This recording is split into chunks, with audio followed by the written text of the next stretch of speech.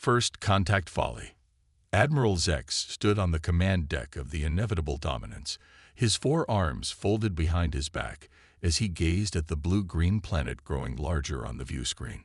His scaled skin glistened under the artificial lighting, and the implants embedded in his skull pulsed with transmitted data. Preliminary scans complete, Admiral, announced Chief Science Officer Verlix, her voice a melodic hiss. Primitive civilization, as expected. Class 3 development level. Nuclear capabilities, but no unified planetary government. Approximately 8 billion native life forms they call humans. The bridge crew chittered in amusement, mandibles clicking and tentacles waving dismissively. And their military capabilities? Zex inquired, his voice a deep rumble that commanded immediate attention. Military strategist Cruel stepped forward, his exoskeleton clicking with each movement. Laughable, Admiral. Combustion engines, basic aircraft, rudimentary digital communications. Their most advanced weapons are nuclear missiles with predictable trajectories. No energy shields, no antimatter capabilities, no quantum computing. Zex's mouthparts formed what passed for a smile in his species. Perfect. The hegemony will add another world to its collection, and I shall add another victory to my record. 27 successful conquests, soon to be 28. He turned to his executive officer, Commander Draz. Standard invasion protocol. Disable their communications, neutralize military installations, establish control zones in population centers. I expect full surrender within 3 planetary rotations. Sir, interjected Intelligence Officer Kixie, her translucent appendages wavering nervously, there is an anomaly in the cultural analysis. Explain, Zex demanded, irritation evident in his tone. The beings of this planet show unusual adaptability and problem-solving capabilities. They've advanced from primitive agriculture to basic spaceflight in less than 10,000 cycles. That's unprecedented in our records. Zex waved a dismissive hand. Every conquered species has their special qualities. Officer Kixie, the gelatinous masses of Tar 7 claim to be the greatest philosophers in the galaxy. Now they philosophize while mining rare minerals for the hegemony. Laughter rippled across the command deck. Deployment of first wave in 30 minutes, announced Draz. Excellent. I'll be enjoying my pre-victory meal. Inform me when the humans begin surrendering, Zex said, striding toward the lift. Oh, and prepare the ceremonial conquest banners. I want them ready for the official planetary submission ceremony.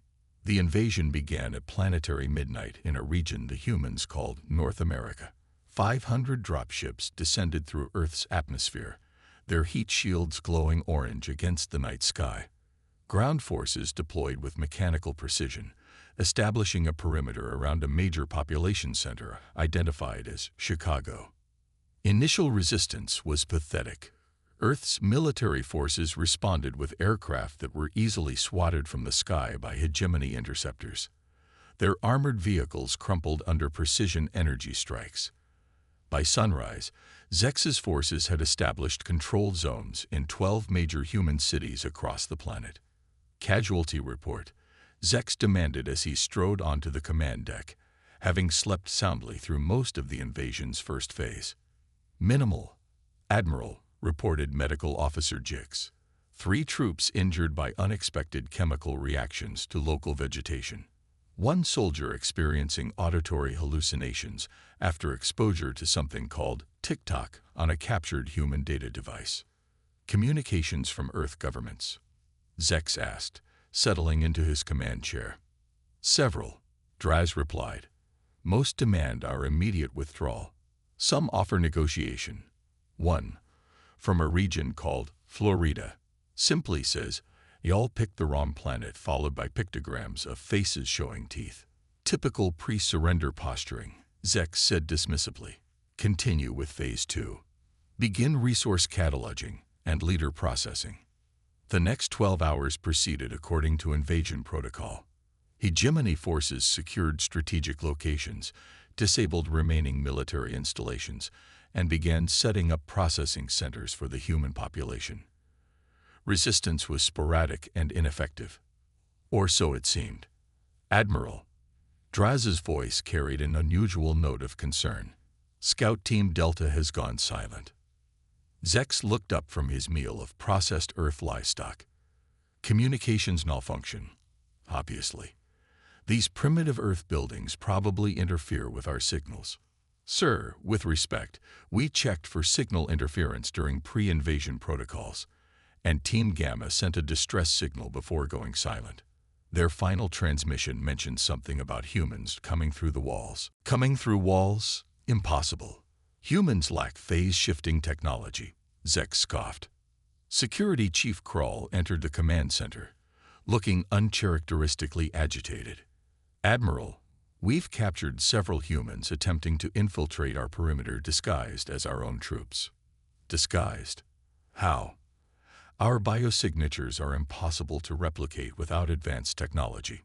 Krull activated a holographic display showing humans wearing crude replicas of hegemony armor, fashioned from scavenged materials, and what appeared to be food packaging. They made these in less than a day. Zex squinted at the images, clearly ineffective. They were captured, weren't they? Yes, Admiral, but only because they were spotted taking self-portraits with our sentries before attempting to access restricted areas. Communications Officer Zilla suddenly jerked upright at her station. Admiral, our network firewall is detecting thousands of intrusion attempts. Someone is trying to hack our systems.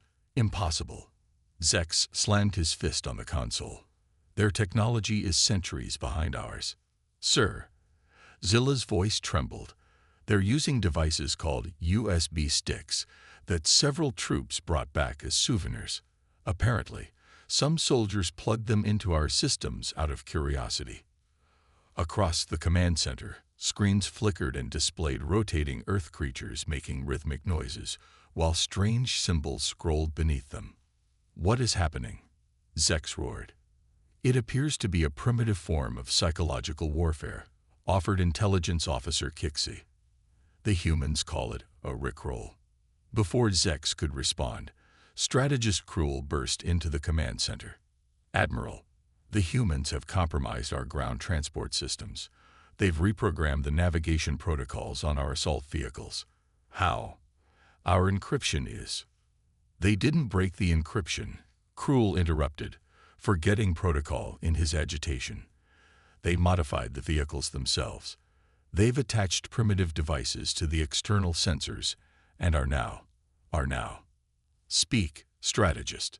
They're making our vehicles follow painted lines on the ground that lead directly into ambush zones. As if on cue, the ship rocked violently. What now? Zex demanded. Projectile impact on our lower hull, reported Tactical Officer Mez. Primitive kinetic weapon, but precisely targeted at an external sensor array. How did they even know the location of our?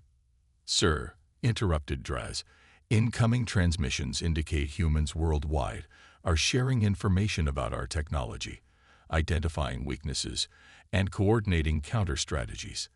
They're using something called open-source intelligence and crowdsourcing. Zex stared at the view screen, which now showed humans in various locations dismantling captured hegemony equipment, analyzing components, and rapidly developing countermeasures. This is unprecedented, he muttered. A Class 3 civilization shouldn't be capable of this level of adaptation. Officer Kixie approached hesitantly. Sir, about that anomaly I mentioned in the cultural analysis. Now is not the time. Kixie. With respect, Admiral, it is precisely the time. The anomaly indicates these humans possess extraordinary creativity and adaptability under pressure. They have a history of prevailing against superior forces through unconventional tactics and rapid innovation. Zex's eye stalks swiveled toward the intelligence officer. Are you suggesting this Class 3 civilization might actually repel our invasion? Before Kixie could answer, the command deck plunged into darkness, emergency lights casting an eerie red glow over the suddenly silent bridge crew. Power systems compromised. announced Engineer Traz over the emergency channel. The humans have somehow introduced a virus into our main reactor control systems, switching to auxiliary power. As the lights flickered back on, Zex stared at the tactical display, showing dozens of red indicators where hegemony forces were encountering unexpected resistance. Admiral, Draz's voice was almost a whisper, I believe we may have made a grave miscalculation. The human factor. 3 days into what should have been a successful conquest, Admiral Zex called an emergency council of his senior officers.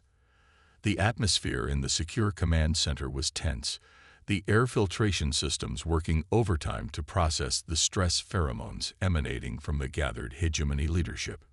Report, Zex commanded, his voice lacking its usual confidence. Chief Science Officer Verlix spoke first. Admiral, we've lost contact with 42% of our ground forces. The humans are adapting to our technology and tactics at an alarming rate. Explain, Zex demanded. Military strategist Krull brought up a holographic display. The humans are employing what they call asymmetric warfare. Instead of confronting our superior forces directly, they're attacking supply lines, communications, and isolated units. They're using our own equipment against us. The display showed humans operating modified hegemony weapons, their crude adaptations somehow making the weapons compatible with Earth power sources. How is this possible? Zex growled. They shouldn't be able to understand our technology, let alone adapt it. Intelligence Officer Kixie stepped forward hesitantly. Sir, I've completed a more thorough analysis of human history and behavior patterns. These beings have a remarkable capacity for what they call reverse engineering. Throughout their history, they've taken captured or discovered technologies and rapidly learned to replicate or counter them. But our technology is based on principles their science hasn't even discovered yet. That doesn't seem to be stopping them, Engineer Traz interjected. They're not approaching our technology from our scientific framework. They're experimenting, improvising, finding workarounds that we would never consider because they violate established engineering principles. Zex paced the command center, his 4 arms clasped behind his back. Security Chief Krull, what about our control zones? Are they secure? Krull's exoskeleton clicked nervously. Not exactly, Admiral. The humans are employing a strategy they call passive resistance. They're complying with our directives while simultaneously undermining them. Factory workers produce what we demand but with subtle defects. Administrators provide information that seems correct but contains critical errors we can't easily detect. And their military response. Coordinated globally despite our communications blackout, reported Draz. They're using pre-existing networks, physical couriers, and even primitive methods like signal fires and light flashes to transmit messages. The information virus in our systems. Zex turned to Communications Officer Zula. Spreading, Admiral. Our cybersecurity protocols weren't designed to counter this type of attack. The humans don't try to breach our encryption directly. They find ways to bypass it entirely. They call it thinking outside the box. Zex slammed his fist on the console. Enough. We are the hegemony.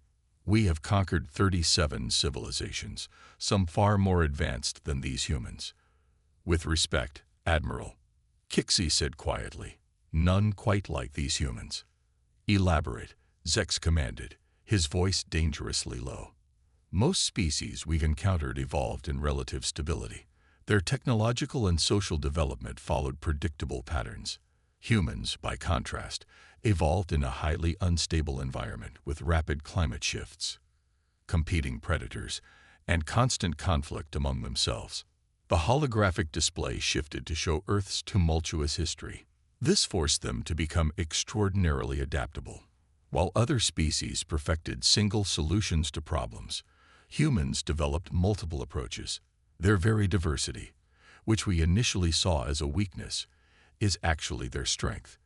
Different human cultures approach the same problem from different angles, generating multiple potential solutions simultaneously. And they share these solutions, added Verlix, comprehension dawning in her compound eyes. Through global information networks, Successful tactics against us in one region are quickly adopted and improved upon in others. Furthermore, continued Kixie, human entertainment media has been speculating about alien invasions for over a century. They've been mentally preparing for this scenario, imagining countless ways to defeat technologically superior invaders. Zex stared at the tactical display, which showed more red indicators appearing by the minute. You're telling me they've been rehearsing for our arrival? In a manner of speaking, yes. Kixie confirmed. They call it science fiction. Many of the countermeasures they're employing were first imagined in these fictional scenarios. A thunderous explosion rocked the ship. Direct hit on our secondary power core, shouted Tactical Officer Mez. Somehow they've identified a weakness in our shield modulation and exploited it with precisely timed conventional explosives.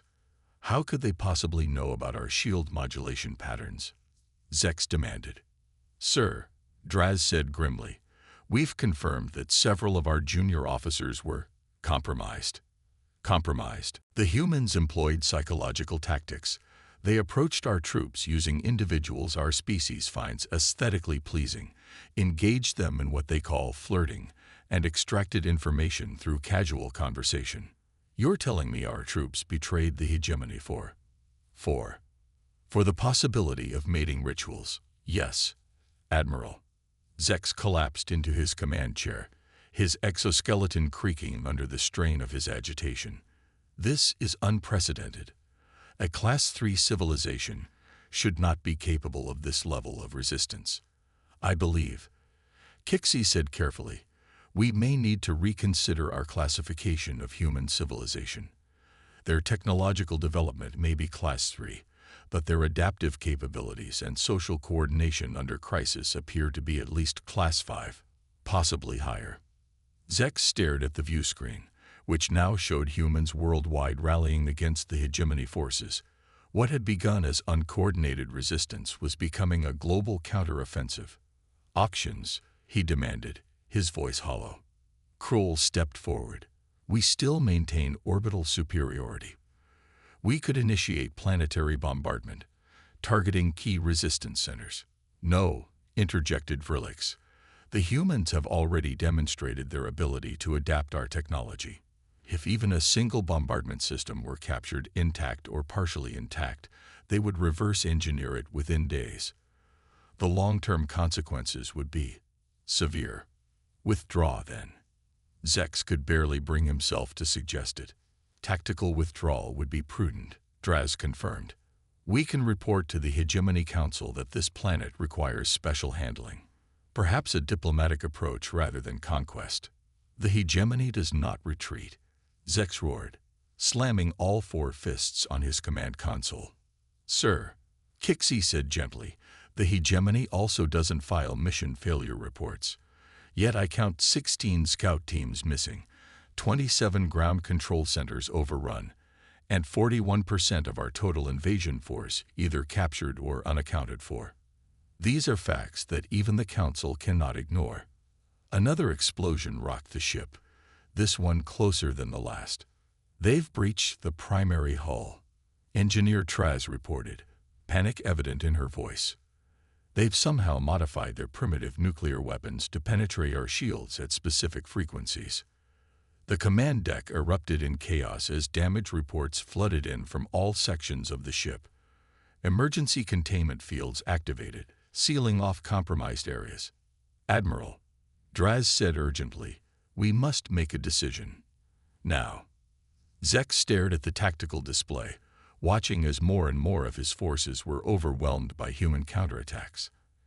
Everything he knew about warfare, about the established order of the galaxy, was being challenged by these primitives who refused to behave as conquered species should. Prepare for emergency withdrawal, he finally ordered, each word tasting bitter in his mouth. All forces to evacuation protocols. Destroy any technology that cannot be removed. He paused, then added, and prepare a special report for the Hegemony Council. This planet is to be designated special quarantine status.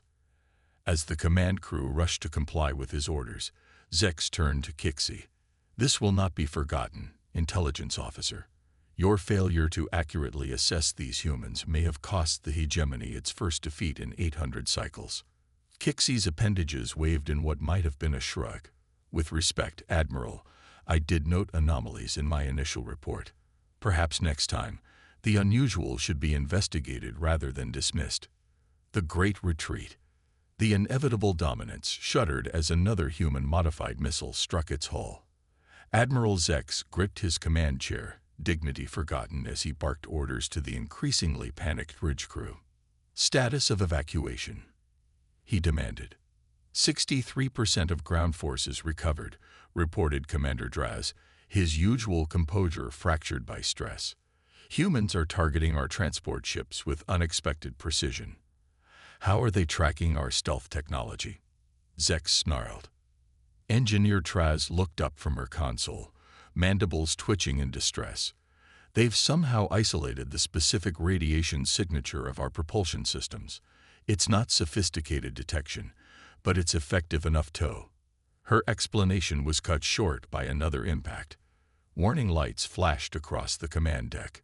Shield generators 3 and 4 are offline, shouted Tactical Officer Mez, rerouting power from non-essential systems.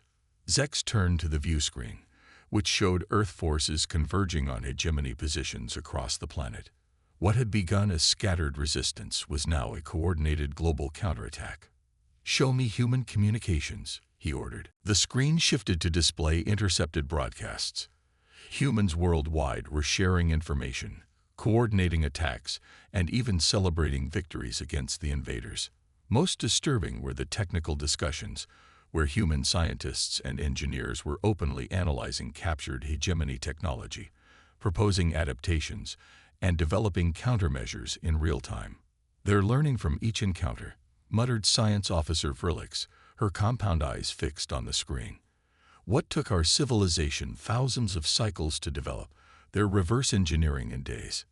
Admiral, Intelligence Officer Kixie approached, her translucent appendages wavering anxiously. I've completed the final analysis for the Hegemony Council report. You should review it immediately. Zex snatched the data pad, his eyes scanning the report with growing alarm. This can't be correct, he hissed. You're suggesting humans be classified as a Class 7 adaptability index. That's higher than the Zorn Collective. The evidence supports it, Kixie insisted.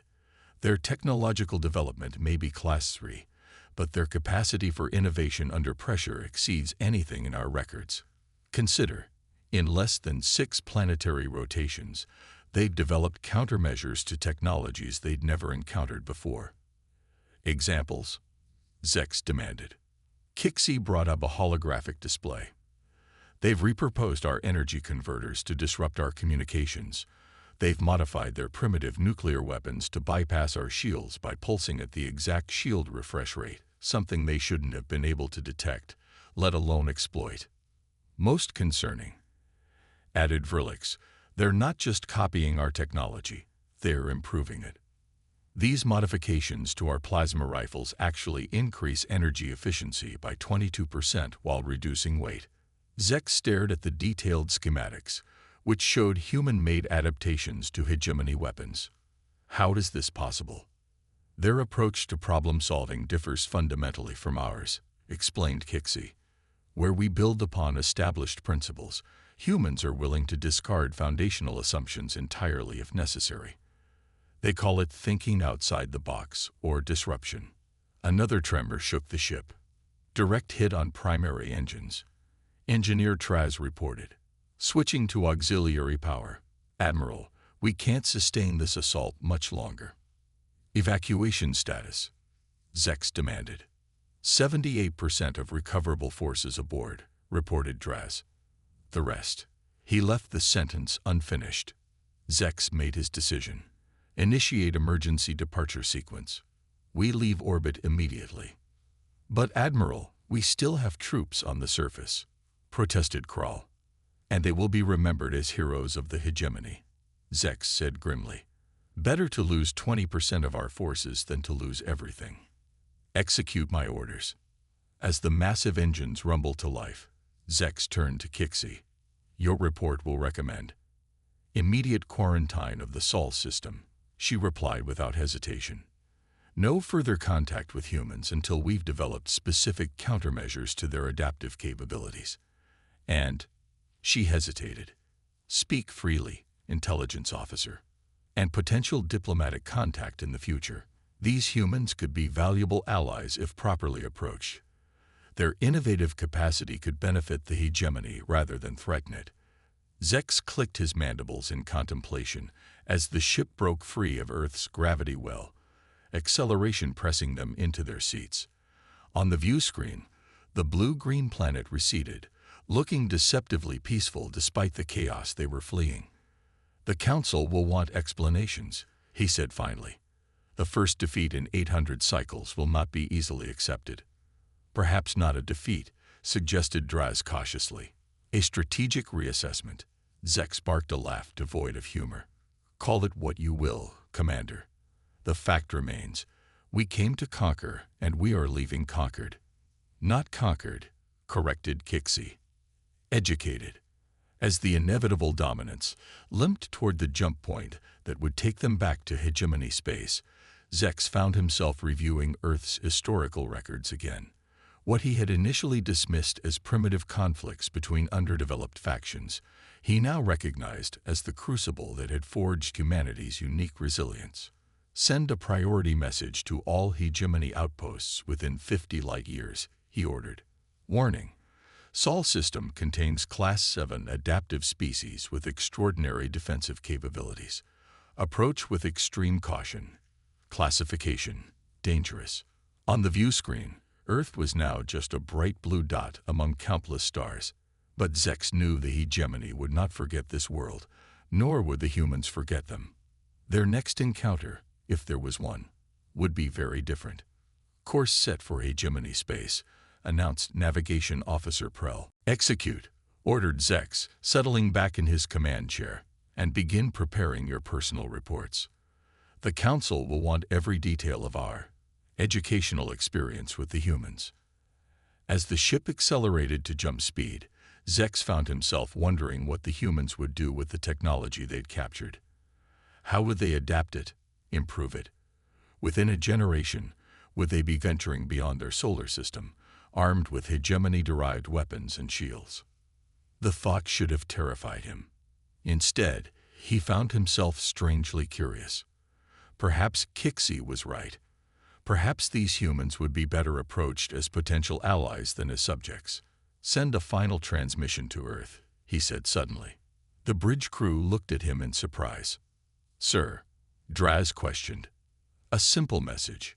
We will return, not as conquerors, but as equals. Prepare yourselves. As the transmission was sent, the inevitable dominance made the jump to hyperspace, leaving behind a planet forever changed by its encounter with the stars, and a species that had proven itself far more than a Class 3 civilization. On Earth, humans were already planning their next steps. Laboratories worldwide worked around the clock to understand the alien technology. Governments once at odds with each other found common cause in planetary defense. And everywhere, the same question was being asked. What else awaits us among the stars? The invasion had failed, but it had united humanity as nothing before ever had. And as they looked up at the night sky, humans felt not fear, but anticipation. The universe had come to them, underestimated them, and retreated.